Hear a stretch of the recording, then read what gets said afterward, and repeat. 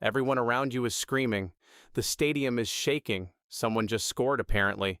And you're sitting there thinking, when does this end? While the entire world seems obsessed with sports, you just never got it. And people look at you like something is wrong with you. But here's what the psychology actually says. There is nothing wrong with you.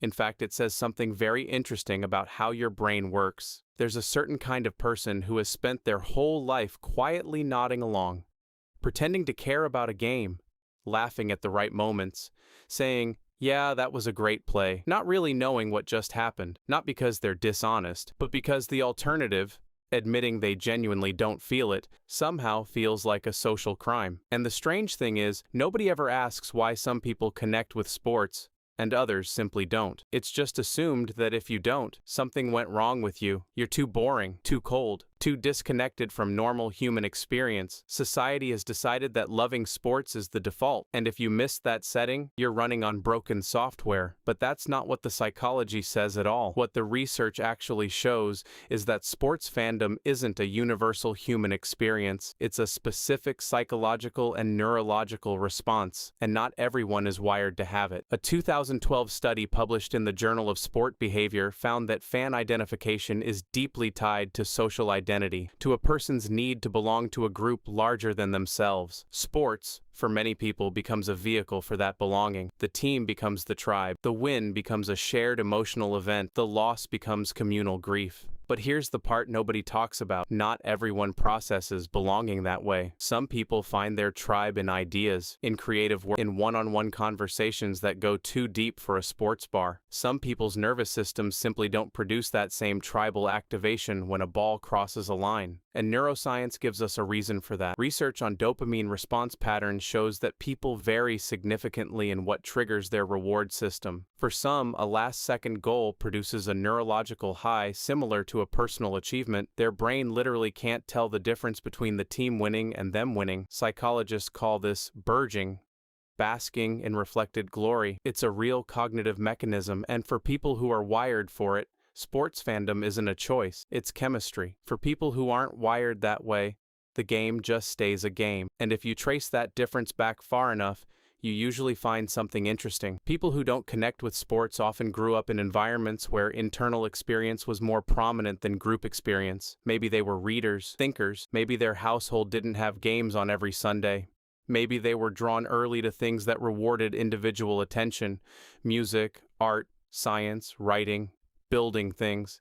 Their sense of self developed around what they could create or understand, not what their team could win. This isn't a deficit, it's a developmental path. The brain learns what to care about through repetition and reward. If your formative years didn't wire sports into your identity, it's not going to feel natural later, and trying to force it usually just produces exactly that, a performance of caring that feels hollow to you, even if nobody else notices. There's also a personality dimension here that's well documented. Research consistently shows that people who score high in openness to experience, one of the 5 major personality traits, tend to be less drawn to sports fandom, not because they're better or more sophisticated, but because their reward system is more activated by novelty, complexity, and individual exploration than by group ritual and competition. They're wired to go inward, not outward through a collective event. And then there's the social pressure, which is its own phenomenon entirely. Sports have been culturally coded as masculine, communal, and normal for so long that opting out of them carries a strange social weight. Men who don't follow sports sometimes quietly feel like they've failed some unspoken test of belonging. Women who don't care are often relieved, but even they notice the way entire social calendars get organized around games they have no interest in. What's worth understanding is that this pressure isn't accidental. Sports serve a powerful social function. They give people a ready-made shared language,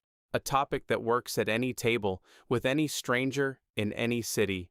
They create instant community.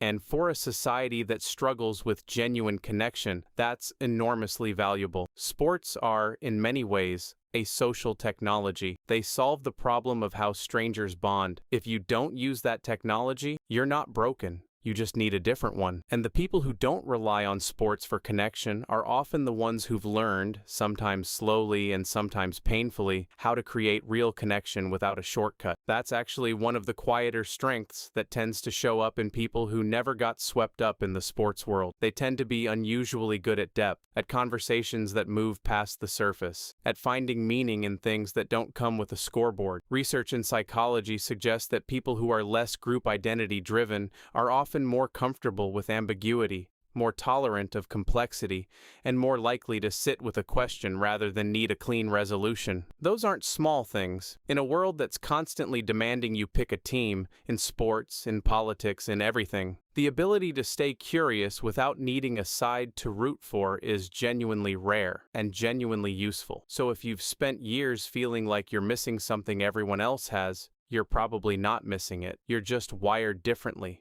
And different in this case doesn't mean less. It means your brain found other things worth caring about, other ways of feeling alive and connected and part of something. The stadium was never your place, and that's not a failure. It's just information about who you are. You don't need to perform enthusiasm you don't feel. You don't need to apologize for leaving the room when the game comes on. And you don't need to wonder anymore if something went wrong with you. Nothing went wrong with you. If this felt like something you recognized, not just intellectually, but somewhere quieter than that, there's probably more about how your mind works that most people have never explained to you correctly. And that's worth understanding.